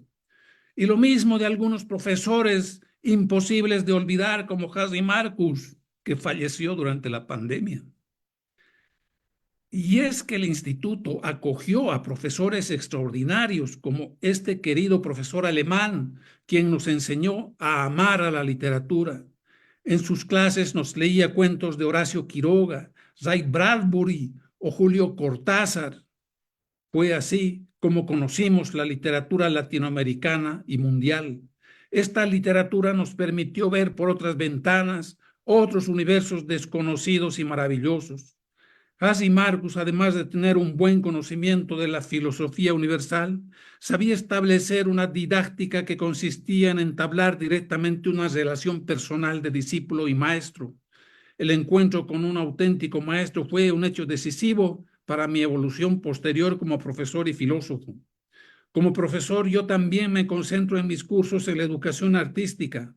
Estoy cada día más convencido en que hace falta una pedagogía liberadora no solo de las mentes, sino también de los cuerpos, verdaderos núcleos que albergan nuestras pasiones, emociones y sentimientos. Estoy intentando realizar modestamente algún aporte a una filosofía de la educación con base en la realidad latinoamericana.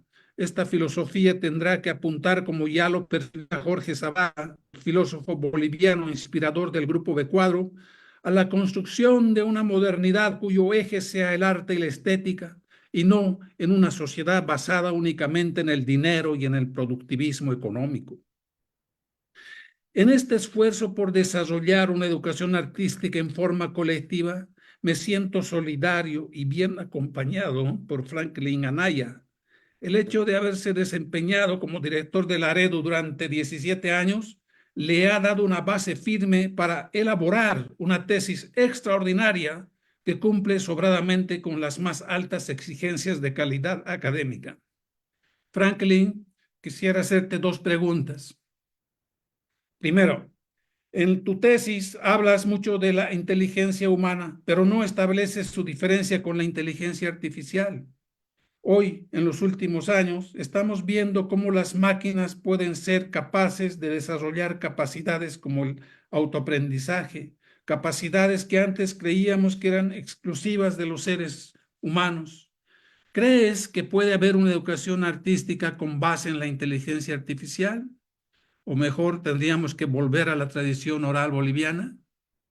Y la segunda pregunta, ¿qué piensas del proceso actual de la educación ante el entorno digital marcado por las nuevas tecnologías de la información como Internet?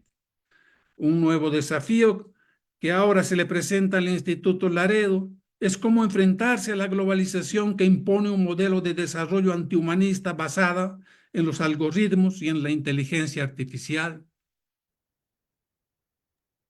Muchísimas gracias, doctor, por sus conceptos vertidos en el documento que ha leído plenamente, muy reconfortante, y me va a gustar mucho estudiarlo a detalle. Pienso que se puede educar con la educación artificial en artes. Lo están haciendo, he leído un artículo hace poco académico de unos ensayos que están haciendo, sobre todo en artes plásticas y visuales. En música aún no. Se puede, sostienen que se puede, ¿no? Pero evidentemente es insustituible la parte humana. Le voy a contar una experiencia que ocurrió una vez en Viena, en un examen de piano en el conservatorio, y la estudiante tenía que dar un examen, el concierto de piano de Rachmaninoff número 1. 18 años tenía la joven, excelente pianista, tocó perfecto, no faltó nota, ni una nota, todo. Y el profesor, un emérito profesor, le dijo, estás aplazado. Pero he tocado todo, sí, pero no ha sonado como debe sonar, como quiso Rachmaninoff que suene. Eso solo lo sabe ese señor, nadie más. Eh, Viaja un poco, genera experiencia fenoménica de tu vida, enamorate, ¿no? Y volvé a dar el concierto. Pienso que el precio de la inteligencia artificial va a ser un poquito la deshumanización, pero nunca sabemos cómo es que van a interpretar eso las generaciones que vienen. Yo, como en la canción de Serrat, cada loco con su tema, prefiero la narrativa oral. Sin embargo, no sé qué es lo que van a decir las generaciones que vienen. Y se habla también de que esta inteligencia artificial puede marcar un salto, así como marcó el salto del Homo sapiens en ser humano, el inicio de la cultura, en otra cosa que deje atrás este paradigma del ser humano. No quiero ser alarmista como en Tolkien, ¿no? La era del humano ha terminado, ¿no? Pero se especula mucho en ese sentido, por lo menos la filosofía de amplia difusión. Y me gusta pensar en ese sentido, en los textos que ha estado sacando Byung-Chul Han, donde hay un pesar por la deshumanización que estamos sufriendo. Y sin duda, los sistemas de redes como la inteligencia artificial son un elemento que nosotros, las generaciones ya mayores o maduras, pensamos que va a generar la deshumanización del estado humano como nosotros lo conocemos, ¿no? O lo que nosotros disfrutamos en la estética, en, en esos procesos tan lindos como los de Becuadro, que le emanan todavía y persisten en su espíritu, más allá de la memoria. Uno se nutre de estas cosas, de estas percepciones, de estas construcciones humanas, ¿no? La inteligencia artificial va a poder enseñar artes, pero no va a poder suplir en todo el arte como lo conocemos nosotros hoy en día. Eso es imposible. Y el precio sería una deshumanización. Por otra parte, para la otra pregunta es, ¿no? El tema de cómo es la educación hoy con el tema del internet y las redes. Leí un texto, no, vi una entrevista de Isaac Asimov que le hicieron más o menos el año 80. Isaac Asimov estaba profetizando el futuro de que cada quien iba a tener una especie de televisor en su casa con toda la información posible del mundo centralizado. Estaba adivinando el Internet. Y él lo veía con buenos ojos. Él decía, esto va a hacer que colapse el sistema de la educación de las masas para volver a una educación de excelencia del preceptor, profesor en tu casa. Eso decía este sabio. Considero que hay muchas cosas que evaluar en todo este proceso. Se pueden utilizar muy a favor elementos actuales de multimedia como la realidad virtual, donde los niños de hoy tienen experiencias que jamás hubiéramos soñado tener nosotros si no es a través del relato oral o a través de la lectura. Pero hoy los chicos se ponen esas gafas de realidad virtual y están en el fondo del mar. Se ponen eso y están en Marte. Es decir, realmente pienso que se ha acelerado tanto y está acelerando tanto el desarrollo en las pantallas touch, las aplicaciones que existen en las iPods y en las tablets que se utilizan en países desarrollados. Cada estudiante tiene uno con aplicaciones que le sirven para geometría, para fracciones, para álgebra, amigables.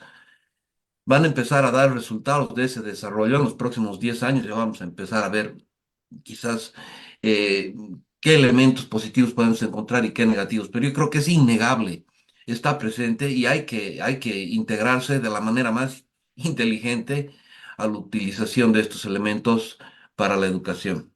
Espero haber cumplido con darle una respuesta satisfactoria, doctor.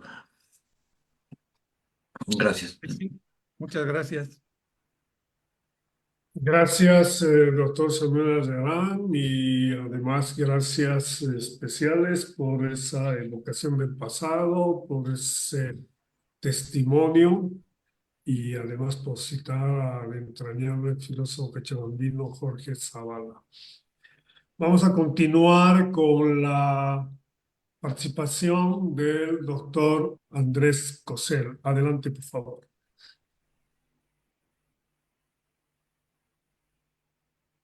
Sí, aquí estoy. Estoy viendo de autorizar la imagen, pero no puedo. A ver, un Y segundo. también el volumen, si puede ser elevado, sería Sí. conveniente.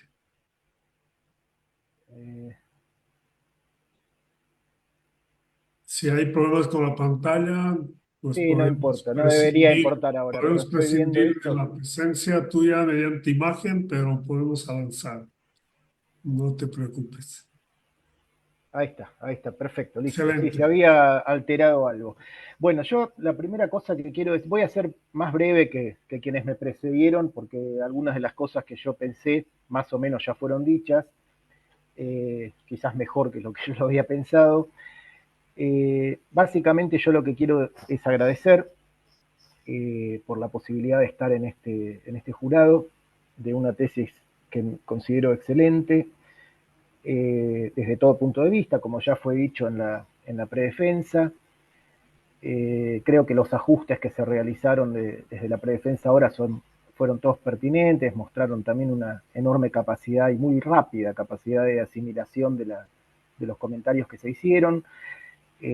Por eso también lo quiero felicitar a Franklin, también a Alejandra. Me parece que o sea, ahí está la felicitación, por un lado, a la excelente tesis, pero por otro lado también a la experiencia impresionante del instituto, que yo conocía muy poca, por referencias muy indirectas, y gracias a esta tesis y a estas conversaciones pude conocer mejor y enterarme más de toda esa filigrana que me parece fascinante. Creo que es una experiencia que merece ser más conocida a nivel latinoamericano. Seguramente lo es en el ámbito de los educadores formados y cultos, digamos, pero creo que merece ser más conocida, no digo a nivel masivo, pero sí en estos círculos que estamos ocupados por estas problemáticas y cuestiones. A mí me parece la tesis excelente porque tiene un recorte de un objeto que es muy claro, tiene un diseño metodológico que es pulcro, que es prolijo, que es impecable, donde se van señalando además las limitaciones. Me parece que eso también es parte del método científico, ¿no? Ir diciendo todo el tiempo, bueno, estoy tratando de medir esto se puede medir de distintas formas, lo voy a hacer de tal manera, esto tiene límites, entonces uso también esta otra técnica y con esto veo tal cosa, pero también esto tiene límites. Finalmente, el conocimiento que se produce a través de todo este recorrido bibliográfico, histórico y también empírico de trabajar con los propios estudiantes, con las entrevistas, con las pruebas psicométricas, por supuesto es limitado, es parcial, pero creo que gran parte del mérito de la tesis es ir mostrando con honestidad y con franqueza procedimientos utilizados, lo que se buscó en cada caso, lo que se encontró, lo que no se puede encontrar con esa técnica. Entonces, si hago una pregunta, ahora también es más un comentario, ¿no? Es, preguntarle a Franklin, la tesis tiene un objeto muy claro que es tratar de medir a través de un estudio comparado con grupo experimental, grupo de control, y a través de una metodología mixta que combina 3 aproximaciones distintas, tratar de medir la incidencia de la exposición sistemática de las artes sobre el desarrollo cognitivo. Pero si yo me salgo un poco también como hicieron los doctores Arriarán y Mariaca, saliendo un poco de la tesis, reconociendo que la tesis cumple perfectamente con sus objetivos, ¿qué pasa si yo saco el desarrollo cognitivo como foco del objeto de estudio y me hago más una pregunta por la formación integral de la persona? Voy llevando la cuestión a esos terrenos que recién mencionaba también el doctor Arriarán, la capacidad crítica. En la tesis al principio aparece planteada esta tensión entre la inserción y adaptación, por un lado, la reproducción del sistema, la formación de ciudadanos adaptables, digamos, una cosa así, que se sepan insertar, y al mismo tiempo aparece, como el otro componente de la tensión, la autonomía, la crítica, etc. Esa parte quizás no es tanto desarrollo cognitivo, en un punto sí, pero en un punto es otra cosa.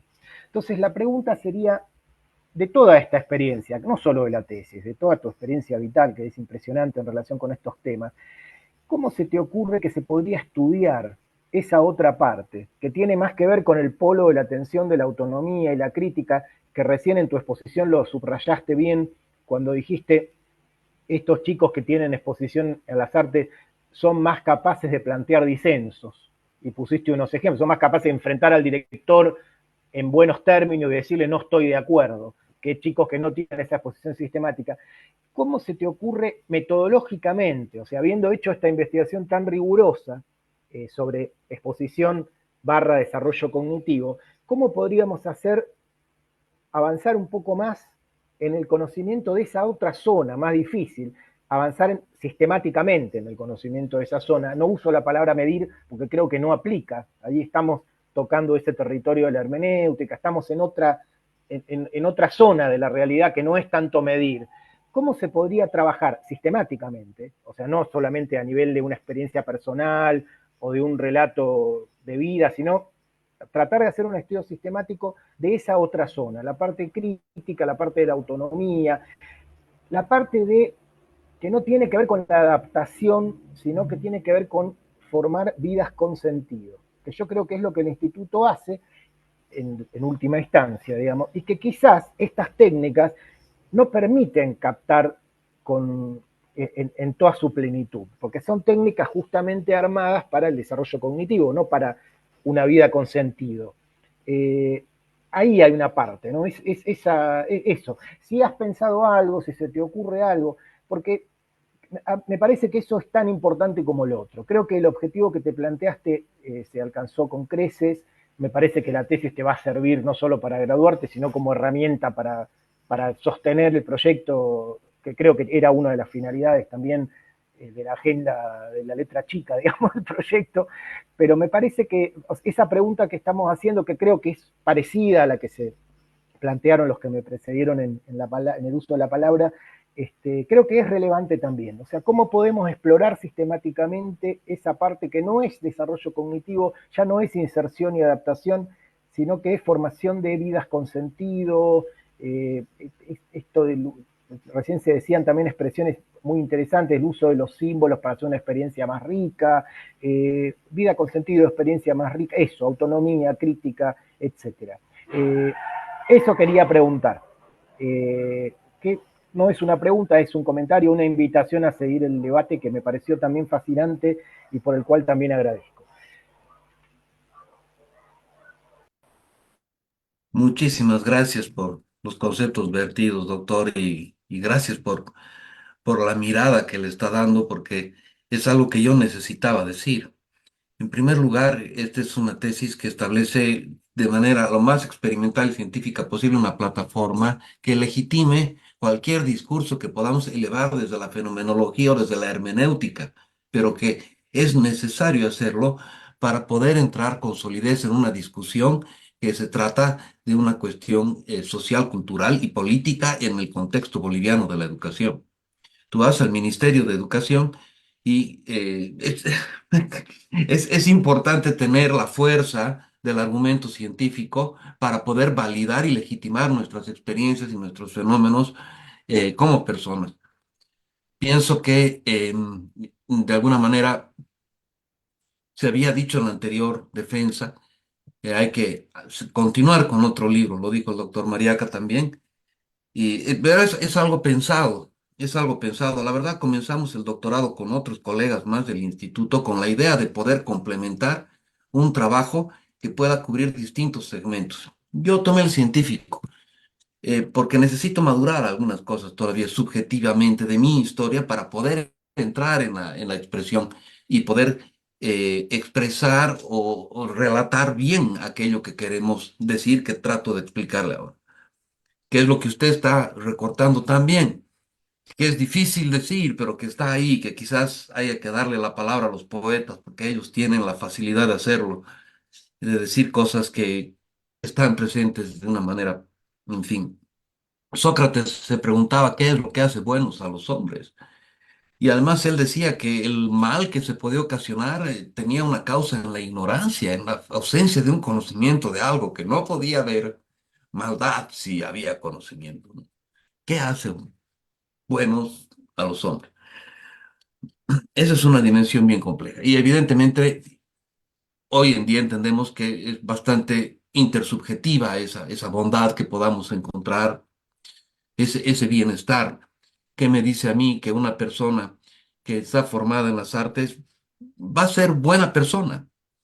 Hay personas catastróficas para la historia de la humanidad que eran unos músicos así, con un refinamiento exquisito del consumo cultural y además músicos de verdad, ¿no? Eh, Prefiero no nombrarlos. Em, y también evidentemente puede haber gente errática con esa formación en la cual tu subjetividad no va a conectarse con ella. Entonces, ¿cómo hay que presentarse para poder hacer un rescate de todo esto y tener una mirada que nos permita comprender aquello? Yo no sé si es bueno decir, pero las metodologías quizás nos escudan mucho, ¿no? Yo podría responder desde una perspectiva etnográfica, hermenéutica, para poder generar esa narrativa, que a mí me parece necesaria la narrativa. Sin embargo, creo que está tan sistematizado todo en la cotidianidad de esa institución, que es lo que hacen los niños, lo que hacen los jóvenes cotidianamente, es que hay un ser.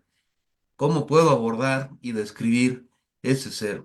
Yo me voy a quedar con esa pregunta, Andrés. Me parece que es para reflexionarla. Y te agradezco muchísimo que me hayas provocado de esa manera.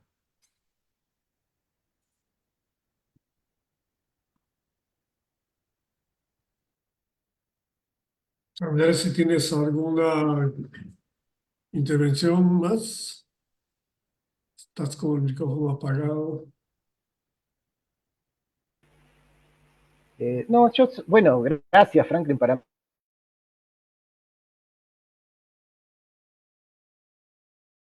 Como sugerencia, no necesariamente todo eso lo tienes que hacer tú, ¿no? Esas prolongaciones, esas derivaciones de un estudio como este, me parece que perfectamente pueden suscitar formación de equipos, otra gente que lo tome desde otros ángulos. Me parece que hay una gran cantidad de cuestiones que se pueden seguir mirando, con otras técnicas, digamos, ¿no? Pero apoyándose sobre tu trabajo. Me parece que ahí tienes toda la razón cuando dices esto es algo necesario, había que hacerlo así. Creo que eso habilita otras miradas y otros desarrollos que no necesariamente, o sea, alguna cosa la puedes hacer tú y otras cosas la podrán hacer otras personas también, ¿no? Por ejemplo, la pregunta que planteaba el doctor Mariaca sobre cómo poner a dialogar este mundo con el mundo de los pueblos originarios. O sea, ahí se abren un montón de puertas que se pueden seguir trabajando, pero con base en tu trabajo, ¿no? Me parece que tu trabajo da una muy buena plataforma para seguir reflexionando y discutiendo. Lo mismo que llevar esto a otras esferas o espacios de la educación en Bolivia o de América Latina, ¿no? Me parece que ahí ese es otro camino, o sea, hay un montón de caminos, no necesariamente todos los vas a tener que recorrer, digamos, ¿no? Nada más, gracias. Muchas gracias. Gracias. Excelente, gracias, doctor Rosell. Bueno, vamos a continuar con el siguiente paso, que es la evaluación y la calificación de la tesis. Voy a pedir a Alejandra, a Juan Javier y a Marcelo que se desconecten.